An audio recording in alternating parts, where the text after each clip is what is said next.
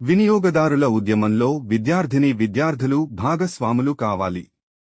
జాతీయ వినియోగదారుల సమాఖ్య చైర్పర్సన్ డాక్టర్ అనంత శర్మ ఈ రోజు మధ్యాహ్నం అద్దంకిలో ఎన్టీఆర్ మెమోరియల్ డిగ్రీ కళాశాలలో జరిగిన వోలంటరీ కన్జ్యూమర్ యాక్టివిస్ట్ మరియు ప్రొఫెషనల్ కన్స్యూమర్ డే సందర్భంగా పురస్కరించుకుని ఏర్పాటు చేసిన సమావేశమునకు డాక్టర్ అనంత శర్మ ముఖ్యంతిథిగా విచ్చేసి ప్రసంగిస్తూ ప్రతి ఒక్కరు కూడా వినియోగదారులే.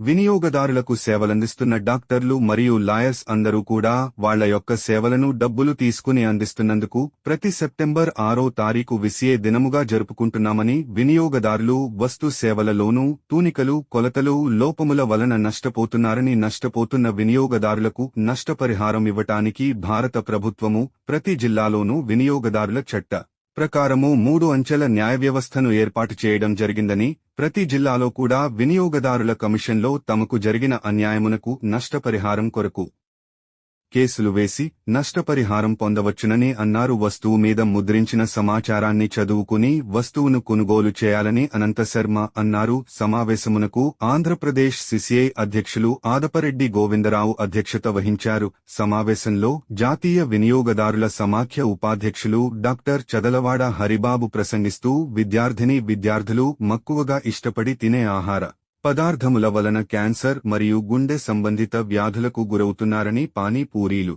చికెన్ పకోడీలు, egg fried rice, chicken fried rice వాటిల్లో మోతాదుకు మించి టేస్ట్ సాల్ట్ వాడుతున్నారని, మార్కెట్లో దొరుకుతున్న ఆయిల్స్ లో వైట్ ఆయిల్ కలుపుతున్నారని హరిబాబు అన్నారు. గోవిందరావు ప్రసంగిస్తూ విద్యార్థులు జంక్ ఫుడ్స్ తినవద్దని, దానివల్ల ఊబగాయం భారీన పడుతున్నట్లు ఆవేదన వ్యక్తం చేశారు. తాగుతున్నారని, దాంట్లో ఉండాల్సిన ఈ కార్యక్రమంలో జాతీయ వినియోగదారుల సమాఖ్య వర్కింగ్ ప్రెసిడెంట్ సెల్వరాజు ప్రసంగిస్తూ వాటర్ బాటిల్స్ మరియు విద్యుత్ పరికరాల మీద ఉన్న ఐఎస్ఐ ముద్రని గుర్తించాలి.